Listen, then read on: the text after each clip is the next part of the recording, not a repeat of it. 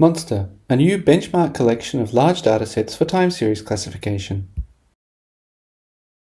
Time series classification involves learning to assign time series to different categories or classes.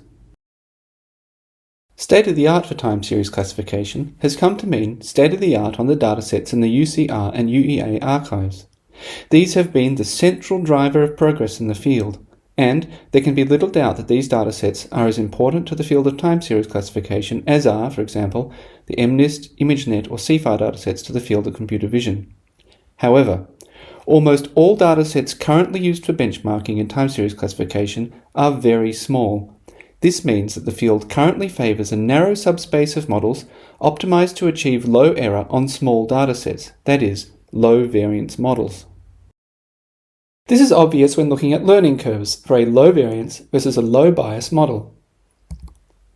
The low variance model achieves lower error on small quantities of training data. However, as the quantity of training data increases, the error of the low bias model continues to improve, and the low bias model achieves lower error on large quantities of training data. By benchmarking on small datasets, the field has developed a narrow focus on models optimized to achieve low error on small datasets. Monster represents a new collection of much larger benchmark datasets for time series classification, with datasets containing up to approximately 60 million time series. We hope to diversify the field to include much larger datasets, and to encourage the field to engage with the challenges of learning effectively from large quantities of data. The initial release of Monster includes 28 datasets, 7 audio datasets, 7 human activity recognition datasets, 6 satellite image time series datasets, 4 EEG datasets, 2 sensor count datasets, and 2 uncategorized datasets. We provide initial baseline results for several key models, including 4 deep learning models, 2 traditional specialized time series classification methods, and a naive baseline. We can see that in some categories there are relatively subtle differences in the performance of different models on different datasets. However, in other categories there are much more significant, more noticeable differences between different models. ConvTran and H-inception time represent the best deep learning models, especially on audio data, while Quant represents the most effective traditional specialized time series classification method. The differences in performance between different models on different datasets suggests that different inductive biases are effective for different types of data.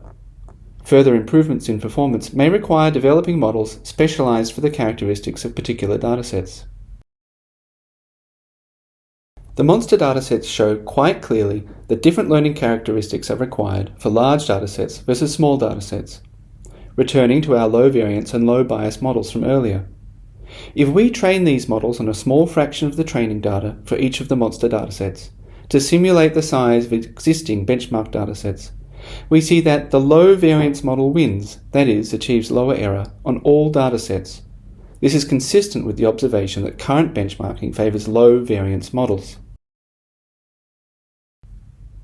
However, if we train these same models on the full training set for each of the Monster datasets, we see that now the low bias model wins, that is, achieves lower error on almost all datasets.